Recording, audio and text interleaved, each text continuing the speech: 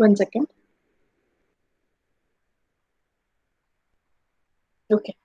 So in the last class we have stopped here. We continue with a special mission instruction. So concurrency is what uh, can we see so that um, mm, parallelly the work can be done so that it can be faster. That's what the special concurrency means.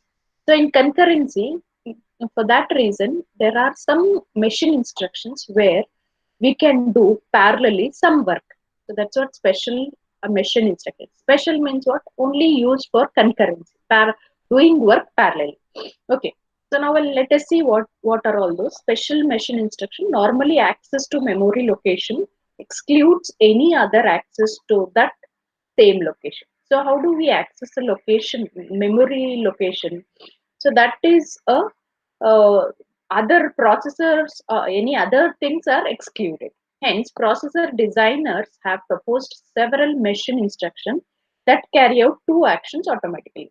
So when they are manufacturing the system, what they have done is for a processor designing, when they are designing the processor, they have designed several machine instruction where they'll be carrying out automatically. Once, so the same way, suppose let us assume that when you on any of your system, when you click on power button, what is going on? The operating system should automatically load from a memory to the processor. That's what automatically will be done.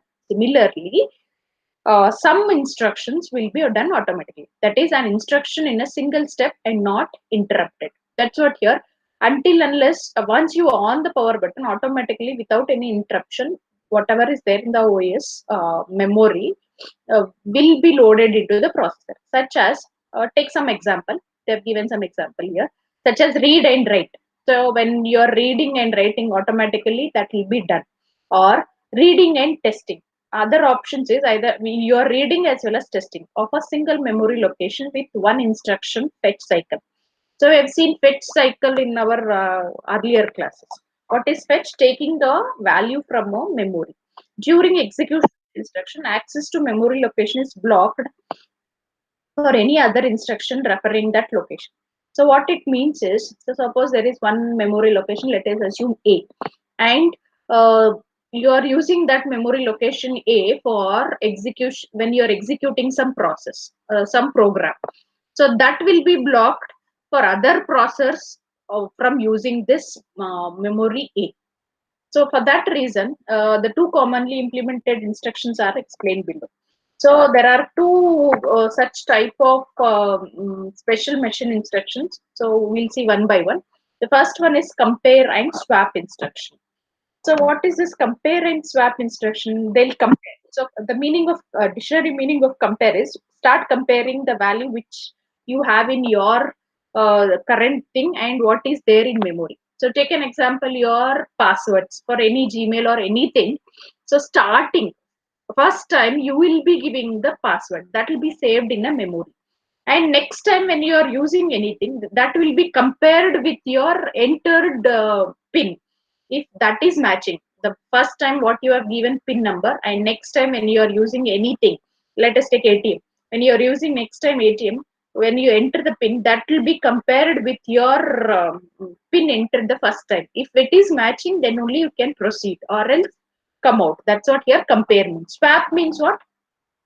The values can be swapped. So it compares the content of memory location to a given value. If they are same, it modifies the content of that memory location to a given value. That's what comparing. So compare what is there in memory location and what is there currently in the program, and it will compare both. If those two are same, then the value will be changed. That is swap. This is done as a single atomic operation. Means what? Compare and swap will be done at assuming it as a single operation, single instruction. The atomicity means what? Atom means what? Single. Guarantees that the new value is calculated based on up to date information. So whatever you change. So now compare your pin, what is there in memory location and what you want to update, swap. So it will compare, then it will swap. Means memory location. Let us assume A is your memory address and you have doing some execution, addition of two numbers. and you have taken a some value 10 plus 10, and this 10 is stored in a memory location A, and one more value B is stored some 10, one more 10 is stored in the memory location B. A and B memory locations have 10 and 10.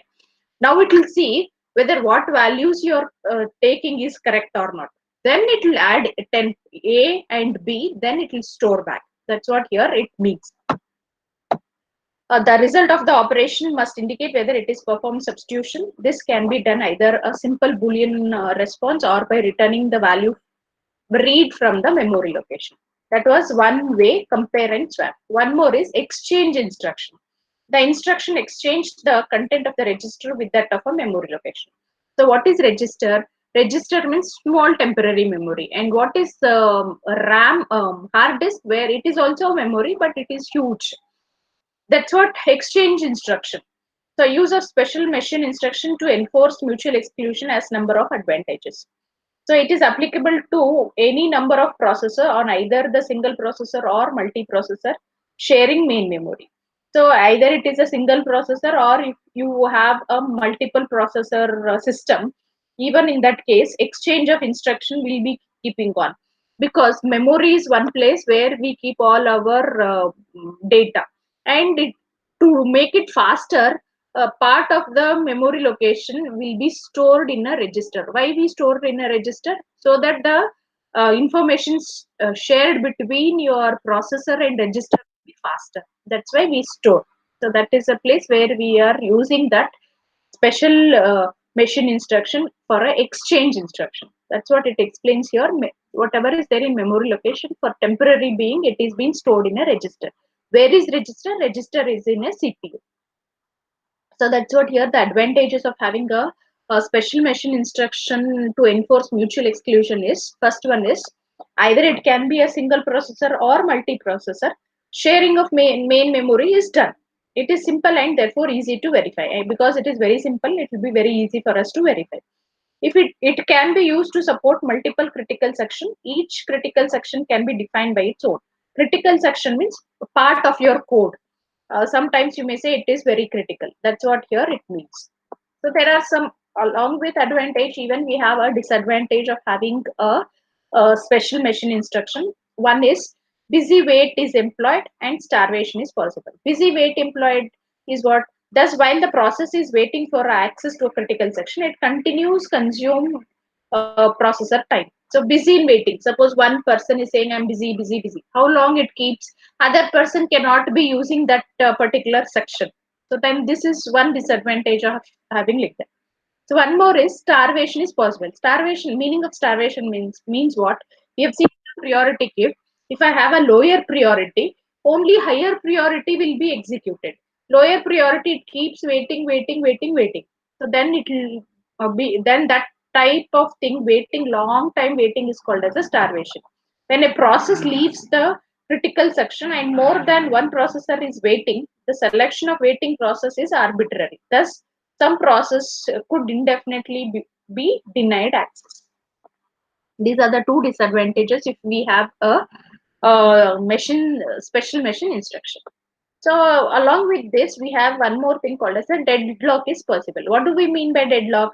Deadlock means one processor is holding one resource, another processor is holding another resource. This processor wants that resource, this processor wants that resource. Then we call it as a deadlock. Consider the following scenario on a single processor system. Process P1 execute the special instruction and enters its critical section. P1 is then interrupted to give the processor to P2, which has a high priority. If P2 now attempts to use the same resource as P1, it will be denied access because of the mutual exclusion mechanism. Does it go into a busy waiting loop? However, P1 is never be dispatched because it is in a lower priority than another ready process P2. What this explains is P1 is one process, P2 is another process. If we consider a priority queue, P1 is executing and it is having one resource or critical, some resources is there with the P1 and when it is executing. Because P2 has entered and it has a high priority, P1 will be removed. And along removing, P1 is having a resource also. and P2 enter the ready queue because it is having a higher priority. And P2 wants the resource which P1 is holding. And this keeps on waiting, waiting, waiting. That is called as a deadlock. That's what the explanation of this slide. Deadlock is possible. This that's what we have seen with the special machine instruction. Now we see with the programming. So as discussed earlier, apart from a hardware enabled mechanism for concurrency, so we have one more topic which is called as a semaphore. Semaphore, we'll see what it is. There are OS that and programming language mechanism as well. Not only hardware enabled, but still we can even do with the programming language along with the operating system. To do that, we are calling that as a semaphore.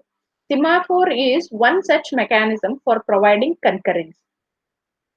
So concurrency means parallelly. Parallelly, can I do something? Suppose take an example. You're writing your assignments.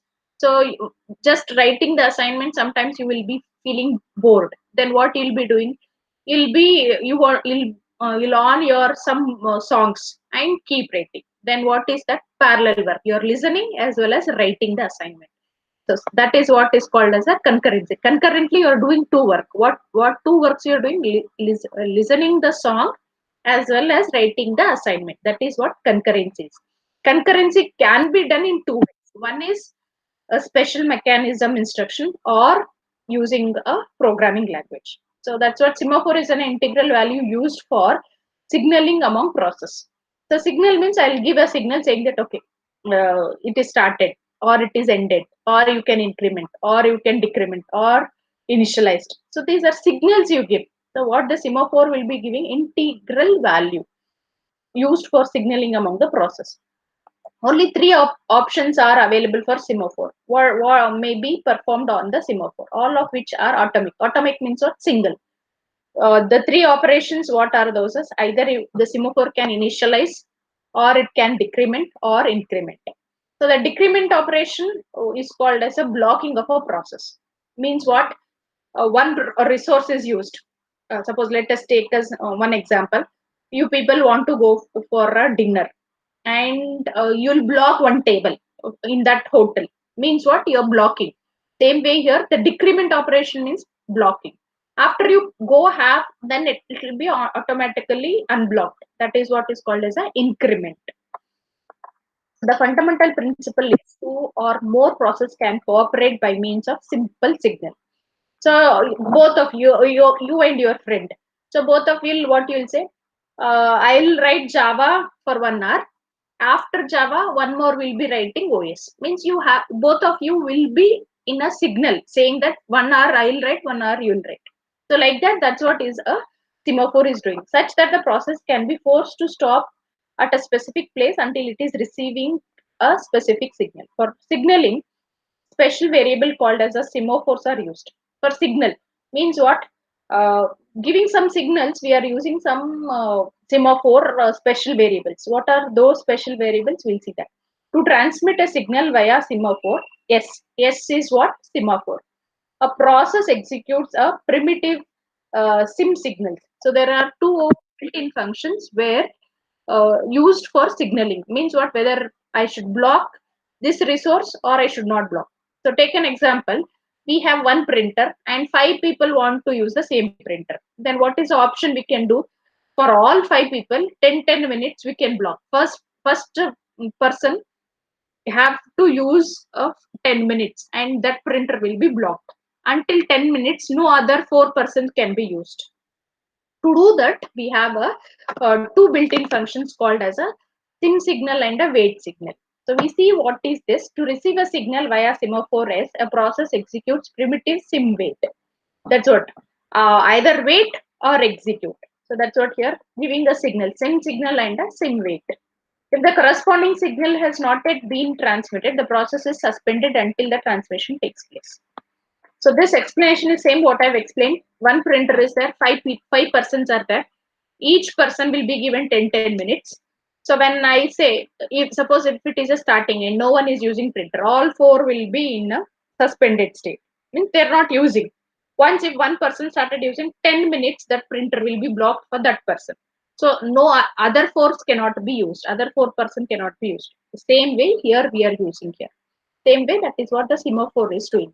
To achieve this desired effect, we can view the semaphore as a variable that has an integer value upon which only three operations can be performed. That's what here. Semaphore means what? Value will be having giving a signal. Start, stop, wait. Something like this we have. To do that, semaphore is used. What is that semaphore will be doing? We have an integer value. Integer means I have to use in a semaphore only integer. I cannot use character. I cannot use a floating. The semaphore may be initialized to a non-negative integer value. So non-negative means it should not be a negative value. The sim wait operation decrements the semaphore value. What is the sim wait will be doing? It will be decrementing the semaphore value. And if the value becomes negative, suppose if the value because it is decrementing, keep decrementing, and by mistake, by chance, if it enters into a negative value, then the process executes the sim wait is blocked. Otherwise, the process continues the execution. Then what is sim signal is doing? Sim signal operation increments the semaphore value. If the resulting value is less than or equal to 0, the process blocked by a sim wait operation. If any is unblocked. So what is this sim wait and sim signal is doing? That's what I told. 10 minutes block of a printer. That is what increment and decrement will be done. 5 people are there means 1 people is done. Now what? 4 people. One more person is done. So this is what decrement is. So what is the increment the semaphore is doing? If it will compare whether all 5 is completed. If it is not completed, like that, it keeps comparing. So take an example here.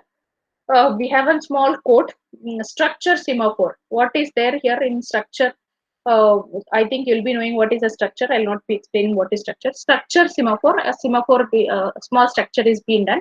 In that we have one variable called as a count, and we have one queue. So in sim wait, what we are doing, count is decremented. That's what here sim wait is what it is doing. The count is decremented. What is S? S is a semaphore. Semaphore dot count. The count start decrementing. If S dot count is less than 0, then what we do? What is the thing? It is will be blocked. The same way sim signal is what doing? It is incrementing. That's what you can see in the code. S dot count plus plus.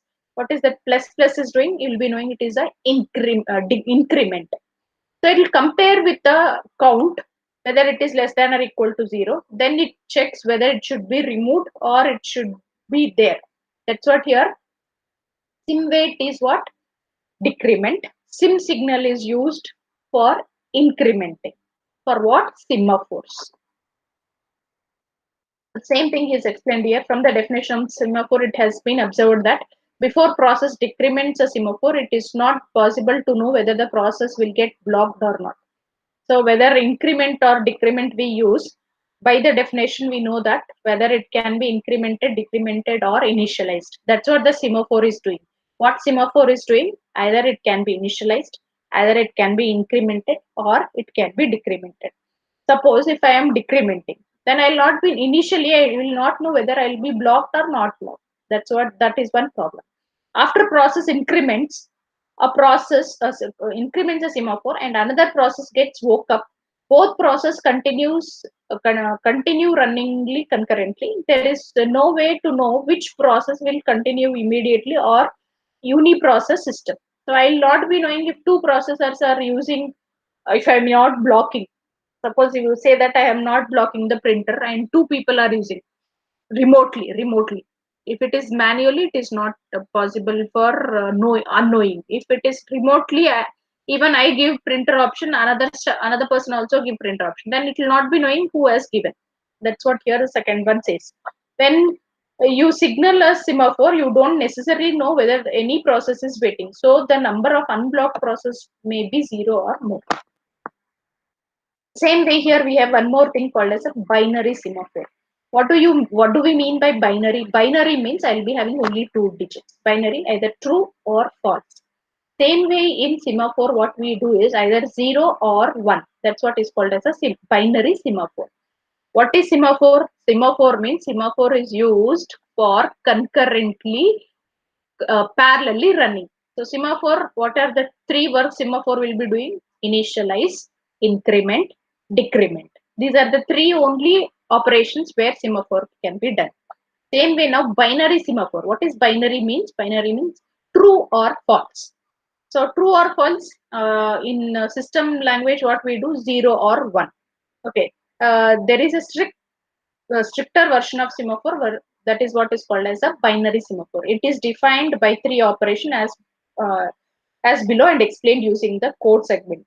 So binary semaphore means how do we initialize either 0 or 1. What is sim wait B is doing? Operation checks whether the semaphore value, if the value is 0, then the process executes sim wait B is blocked. If the value is 1, then the value is changed to 0 and the process continues execution. That's what here, whether it is 0 or 1. That's what binary semaphore. If it is 0 means what? Process will be blocked. If it is 1 means what? Continue execution. That's what uh, means of binary semaphore. If then sim signal operation checks to see if any process are blocked on the semaphore. If so, then the process blocked by sim wait B operation is unblocked. If no processor are blocked, then the value of semaphore is set to 1. So here, what is binary semaphore? Binary means what? 0 or 1.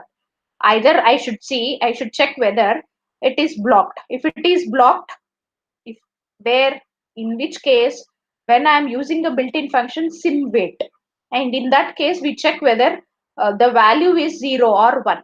If the value is 0 means what? The process is in a blocked state, and we'll make that value to 1, and that 1 means what? Execution, start execute, continue execution. Okay, that is about sim wait. And when we say sim signal means what? We check whether any processor are blocked. If it is so, then we make it as blocked or unblocked based on what the value, whether the operations is completed. Okay, same thing you can see with this example, with this code. So binary semaphore. What is that binary semaphore says to us? Either it should be 0 or 1. That is a value. And q as it is. Now you check whether if s dot value equal to 1 means what we are doing in a sim wait. If it is s dot value is 1, what it is, you can continue the execution. If s dot value equal to 0 means what? It is blocked. One process is blocked. One something like reserving the table. So in the same way, sim signal B. So whether it is empty, if it is empty or if it is 1, then whether the process is in a block, we are just checking whether the whether the process is blocked, any resource is blocked by the process or it is not. That's what a sim signal will be doing. So non-binary semaphore is the same explanation here. Non-binary semaphore is also known as a counting semaphore or general semaphore. So other than binary. Binary means what? 0 or 1. So 0 or 1 will be checked for both sim wait and sim signal. Sim wait, if it is 0 means what? Blocked. If it is 1 means continue the execution. Sim signal giving a signal and checking whether it is blocked or unblocked. The concept related to binary semaphore is a mutex. The process that lock the mutex set of value to 0 must be 1 to unlock. It is set to value 1. In contrast, if it is possible for one process to lock binary semaphore and for another to unlock it. So that's what here what we do in binary is either I lock or unlock. I can I can reserve the table or I can unreserve the table. Same way here. One more thing, general. Now, other than binary, we have something called, that is what is called as a counting semaphore or a general semaphore. For both counting semaphore and binary semaphore, Q is used. That's what we have seen in the example. Q means because to know, to hold process wait on the semaphore. Normally, the process that has been blocked the longest is released from a queue first. That is first come first served manner. Semaphore whose definition include this policy is called a stronger semaphore. Suppose you have a queue where for a longer time one process is waiting or blocked, but that process should be brought to a release and in a first come first served. That type of semaphore is called as a strong semaphore. A semaphore that does not specify the order in which the process are removed from a queue is a weak semaphore. So Same way here. How when do we call it as a strong semaphore and when do we call it as a weak semaphore? When we include the policies, say that this policy, this should be there. Higher priority should be given first. First come first serve should be implemented. When we have some algorithms for our RDQ, then we call it as a strong semaphore. When we don't have, then it is called as a weak semaphore. Next, we move on to a mutual exclusion. The code segment, in the next slide, we have a code segment, given a straightforward solution to the problem of mutual exclusion using a semaphore S. Construct a begin, parameter begin, P1, P2, we have, these are the process in this code, means the following: suspend the execution of the main program, initiate the concurrent execution of the procedure P1 to N. When all the Pn is terminated, then resume back the main program. So what this explains here, you can see in this program, mutual exclusion is implemented. So we generally know any program starts execution by the main. So main is a program. When it starts executing, what we are saying is you stop execution of main and you concurrently, means parallelly execute P1, P2, P3, like this. How many processors we have? Pn. Parallelly execute all these processors. That's what here the void int P execute. So when the semaphore is executing, you know sim wait and sim signal are the two built-in functions we use to check whether it is blocked or unblocked. If it is blocked, if it is not blocked, process in execution. If it is, so that's what here sim wait and sim signal will be doing. And what this mutual exclusion is doing, you're asking for the main program to wait till where? Till all these process, concurrent processors. What is P1, P2, P3, Pn? All these parallelly executing. Once all these processes are executed, then the main program can be executed. That's what the mutual exclusion will meaning using a semaphore. So consider the same explanation here for this program. Consider n process Pi of all need access the same semaphore. Each process has a critical section used to access the resource. In each process, sim wait is executed just before its critical value. If the value of S becomes negative, the process is blocked. If the value is 1, then it is decremented to 0 and the process immediately enters its critical section. Because S is no longer positive, no other process will be able to enter its critical section. The same way explanation of that. The semaphore is initialized to 1. Thus, the first process that executes a sim wait will be enabled to enter the critical section immediately, setting the value of S to 0. Any other process attempting to enter the critical section will be find it busy and will be blocked, setting the value S to -1. That's what here how this program is doing. Okay, we see one more problem or one more example, that is producer and consumer. Producer means what? One who gives some products. Consumer means who is taking. So that's what producer and consumer problem. So producer and consumer problem is one of the most commonly faced problem in concurrent processing.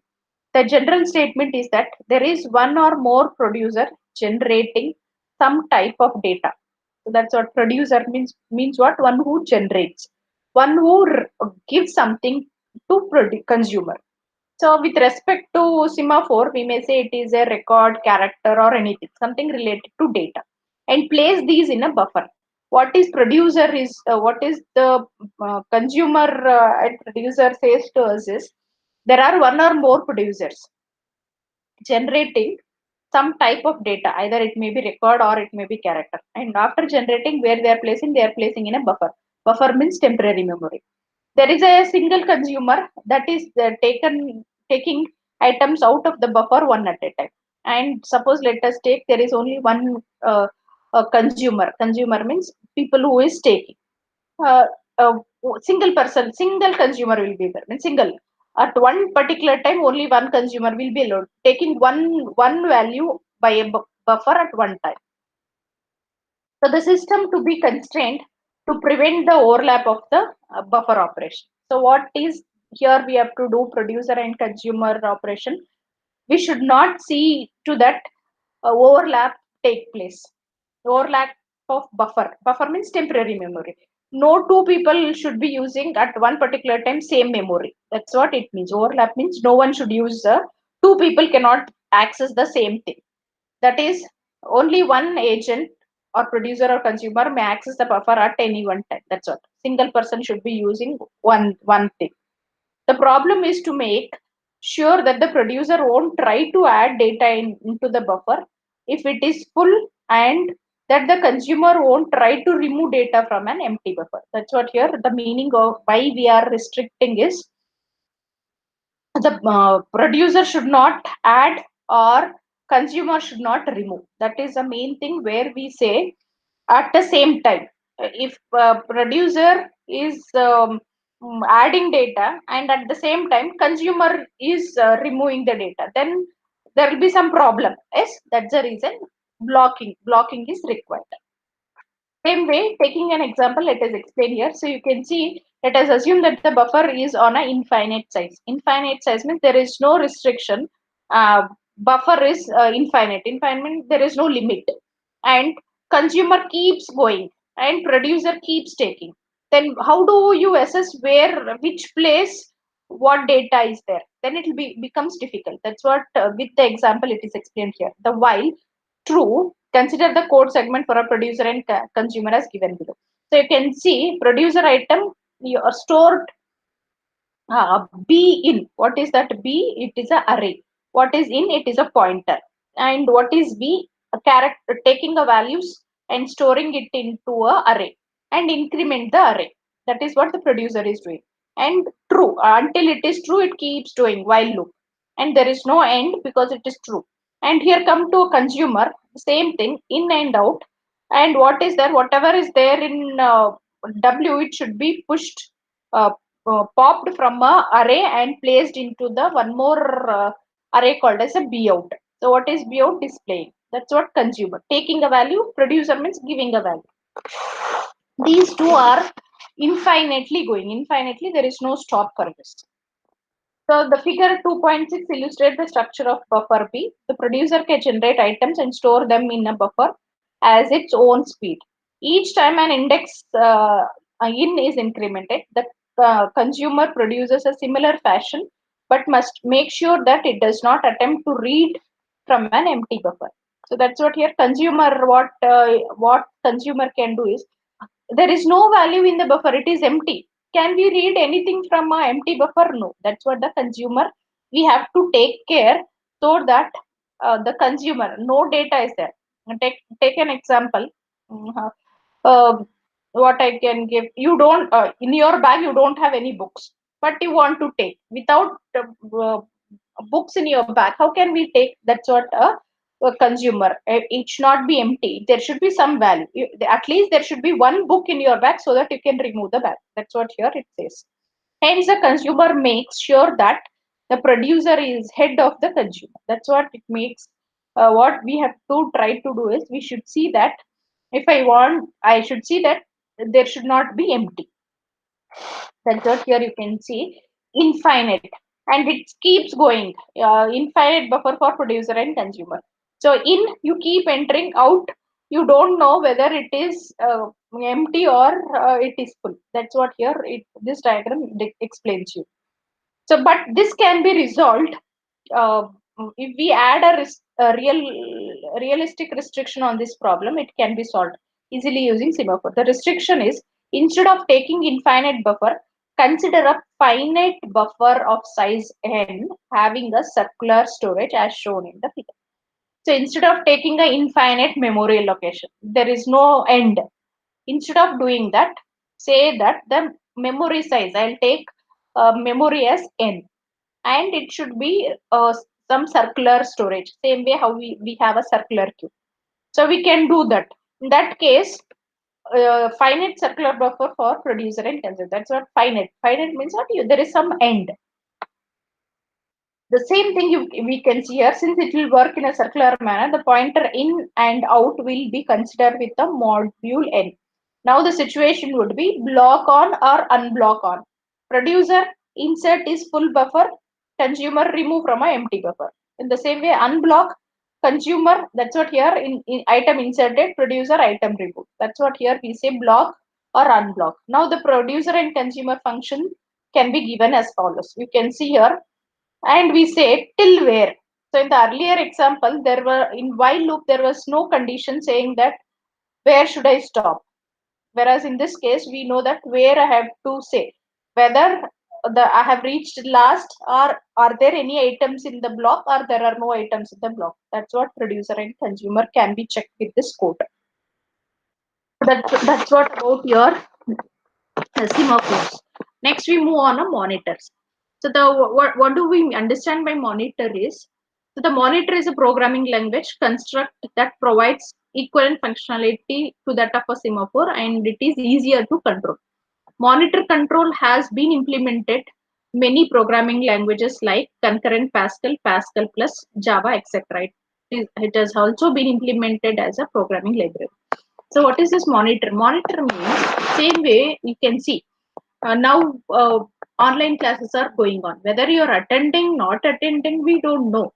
Staff cannot be known. Then how to monitor you? We can speak to your parents and check whether you're attending all the classes or not. That is one option we can do. That's what here the monitor is also doing. It is a function where it is being implemented by so many languages. Earlier, Pascal was a language where the concurrent approach was being used. Now even Java is also using. And how it is using? It is used as a semaphores or a monitors, and that built-in function is available in a program library. This allows programmer to put a monitor a lock on an object. For example, that's what lock. If I am using same thing, when you go for a restaurant, before that you say I want to reserve 10 seats. We are coming at this particular time. In locking that particular thing. If anybody comes, they may that table will not be given to anybody. That's what you're locking. For example, we can lock all linked list in one lock, or one lock for each list, or one lock for each element in every list. So monitor with signal. So we may give a signal. Monitor is a software module consisting of one or more procedure as initialized sequence and a local data. Sorry. The chief characteristics of the monitor are following. What are the characteristics of this? The local variable are accessible only by the monitors. Producers are not by an external procedure. A process enters the monitor by invoking one of its procedure.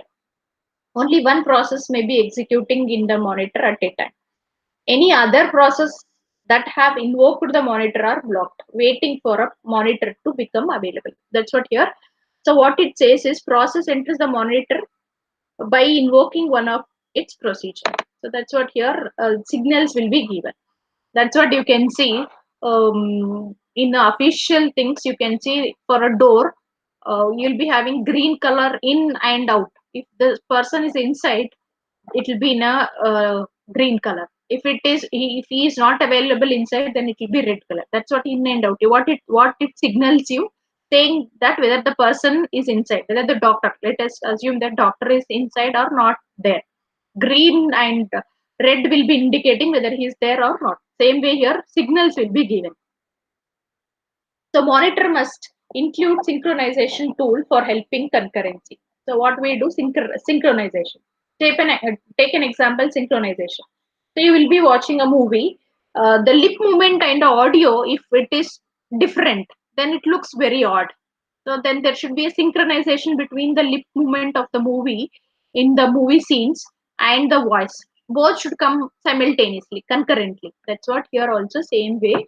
The synchronization is also important. For example, suppose a process invokes the monitor, and while in the monitor, it must be blocked until some condition is satisfied. A facility is needed by which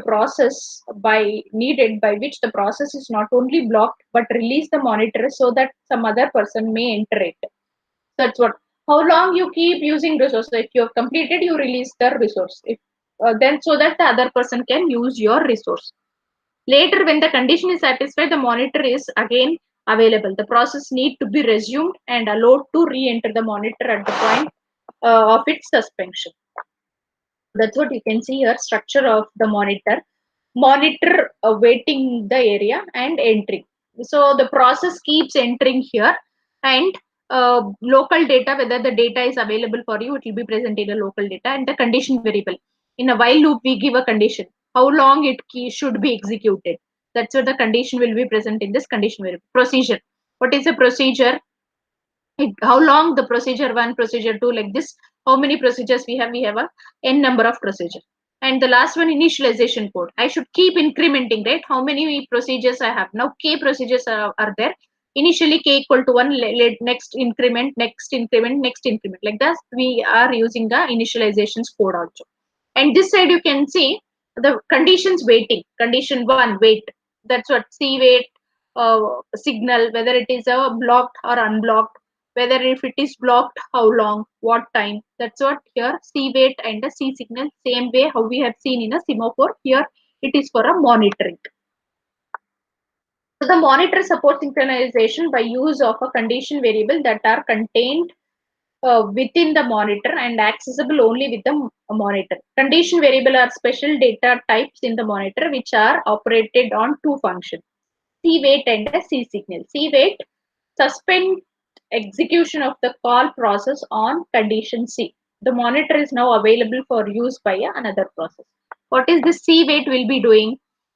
Based on the condition C, what is there in this function, based on that, it should be waiting or it should suspend. Based on that, the C wait will be decided. C signal, resume execution of some process blocked after C wait on the same condition. If there are several such process, choose one of them. If there is no such process, do nothing. So that's what the diagram what we have seen, you can see here. The initially we have a C wait and C signal. Wait, see based on the C1, C2, C3, Cn, based on that condition, whether it should hold or it should release. If I am releasing, when should I again I start? So that's what this will be doing. C wait and C signal will be doing. Okay, so next, message passing. How should I pass a message? So you would have seen in your C language, call by value and call by reference. Same way here, how should I pass a message to the functions? When process interact with one another, two fundamental requirements must be satisfied: synchronization and communication. Message passing is one solution to the second requirement, that is communication.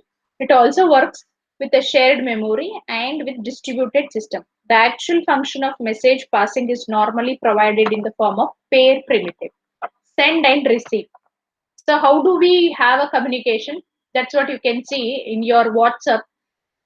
We send one to one. Suppose let me say I am one, and one student I am sending a message. Then what? Immediately when the student sees that message, the tick will become blue color. That is one to one. Same way, if I send message one to many, like I send for your group, then until unless all who are there in a group, until unless everyone sees, the tick mark will not become blue. Yes, that's what here communication says to us. Send and receive. So there are two pair. So always it will be like this only. Send and receive. Destination and message, receiver, source and the message. The various design issues related to message passing are synchronization, addressing, message passing, queuing, discipline. We see one by one how the messages should be passed. Always there should be a synchronization. Means sending and receiving should be always synced. How, what do we say? One to one. I told I will send message to one student. Means what? I should know exact number of that particular student. Then only I can send. That's what synchronization. Along not only with this, he should also he should also have a network, internet, and I should also have an internet so that I can send a message through a WhatsApp. Same way here, synchronization. When a message is being passed from one process to another, there must be some level of synchronization. That is, we need to specify what happens to a process after it issues a send or receive primitive. These three situations may arise now: block send, block receive is one thing. Both the sender and receiver are blocked until the message is delivered. So what is the first option? Both the sender and receiver. That's what here. Communication. How should the internet provider should do? If I am sending, both the sender and receiver signals should be blocked until unless all the message from sender is received to a receiver. Means both the things should be blocked until unless the communication is complete. That is one option. is delivered. This is sometimes referred to as a redress. This combination allows for tightening synchronization between process. This is one thing. Block both the sender as receiver until unless the communication is complete. Same way you take your phone calls. How do we call a phone? I dial your number. Once I dial, the connection will be established and we both speak. Sender and receiver will speak and you disconnect. Means what? Your communication will be disconnected. Means both will be blocked. Suppose let us assume that I am calling one student. Other student is calling to me. Then what he'll get? He'll get a waiting message. Means he'll get a message saying that the person is calling, is speaking to someone else. That's what blocking both sender and the receiver. One more, non-block sender, block receiver. So because I am sending, receiver is just receiving. So only you can block the receiver. One more option they are saying, non-block the sender. The sender may continue, but receive a receiver is blocked until the requested messages arrive. This is probably the most useful combination. It allows a process to send one or more message to a variety of destination as quickly as possible.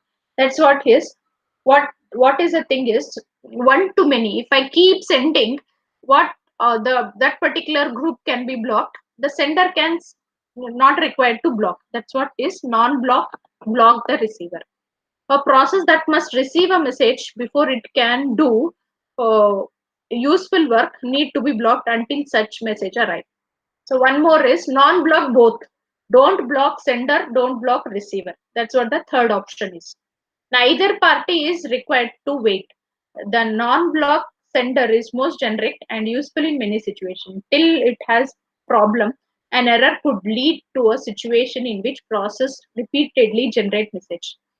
Because there is no blocking to discipline the process, these messages could consume system resource, including process time and a buffer space. Because there is no systematic, no blocking, no sender blocking, no receiver blocking, then it will require so much process the time and a buffer time also.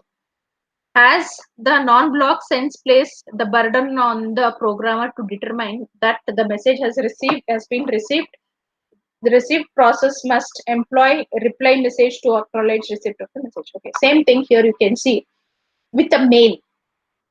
With your mail, we don't have the same option like your WhatsApp. So in a mail, we only send the message. By mistake, you have some spelling mistake. Then what? It will get back the delivery saying that it is not reached or that particular mail ID is not present. Only that much. But we don't know whether the one who received, I have sent mail to some person. I don't know whether he is seen or not. But that is option is available in WhatsApp. All available when we get a blue color tick saying that okay, he has seen. That's what here the acknowledgement is present. For receive primitive, blocking seems to be good idea, but if the message is lost before it is being received, then the process may remain blocked for indefinite time. That's what here blocking. Why blocking is good idea? Means blocking both receiver and sender or only receiver is good idea instead of not blocking. But the problem with blocking is suppose in between something is lost and this block will be always blocked. How long? Indefinite, because we don't have an option of unblock. Okay, next. Um, I just want to complete this unit now. Addressing. It is necessary. Addressing means what? Address whatever. So every one of us have an address. Like you have a unique identity as your USN number to identify yourself. The same way addressing. It is necessary to specify in the sender primitive that to which process the message being sent. Similarly, a receiver primitive may get to know from where it is receiving the message. That's what here. How the criminals will be tracked. Nowadays we know using a phone calls we can track where the phone calls, it will be present in the servers where to how many people is called, all those. Same way here addressing. To maintain this information, two types of addressing are used. Direct addressing. Uh, Here the sender primitive includes the identifier of the destination process. Directly I can dial. The receiver primitive may include the information about the source process, that is, the receiving process has prior knowledge about sending the process. But in some cases, it is impossible to know the sender. For example, the printer connected to a network. Take an example, the same way direct. System will not know from where it is receiving the printer command before receiving the actual command. Hence, after receiving the message, the receiver can acknowledge the sender. This is what an example for printer from a network. Suppose if you have connected a printer to the network and the printer will not be knowing from which system it is receiving until and so that it can acknowledge that the printing is completed. That's what here the example says. One more way is indirect addressing. Here, message are not sent directly from a sender to the receiver, but rather are sent to an shared data structure consisting of a queue that can temporarily hold message, such as queues are generally referred as your mailboxes. Thus, for two process to communicate, one process sending a message to appropriate mailbox and another process picks up the message from a mailbox. Same way here, direct addressing and indirect addressing is similar. Like your direct addressing is like your phone calls. We call each person and we know from to whom we have called. That is what direct addressing. Similar like direct addressing. Indirect addressing is like your mailboxes. I sent a mail, you check. That's what here indirect addressing is. So in the same way here, what I told, the relationship also, the indirect addressing facilitates decoupling of sender and receiver and hence allow great flexibility. The relationship between a sender and receiver may be one-to-one, one-to-many, many-to-one, or many-to-many. One-to-one allow a primitive communication link to be set up between two processes. There won't be any reference. One-to-one is like your phone calls. One-to-many is like your sending one to group, one person sending a message to a group. Allow one sender and multiple receiver. It is useful for application where message or some information is to be broadcasted to a set of people. Same way now how we are conducting online, that is one to many. Many to one, so like your meetings, we conduct a meetings, many people can speak to a one person, one to many. Useful for client server interaction. One process provides a service to a number of other processes. In this case, mailbox is often referred to as a port. Many to many, many to many relationship. Allow multiple server process to provide a concurrent service to multiple clients. So that's what you in this diagram you can see one to one, how the one to one operations is taking place. Then many to one to many, and many to many. This example shows an indirect process communication, one relationship between a one to one, many to one to many, or many to many. The association of mailboxes to process may be a static or dynamic. Static means which will not change. Dynamic means which can change.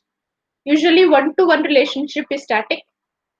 Ports are static associated and won't be receiver. In other two cases, the associations will be dynamic, managed by the operating system. So message formatting, I don't know how long it may take. Okay, it's time up. I'll stop here. I thought I may complete today, but still some more topic is left. I'll cover in the next class and I'll stop here.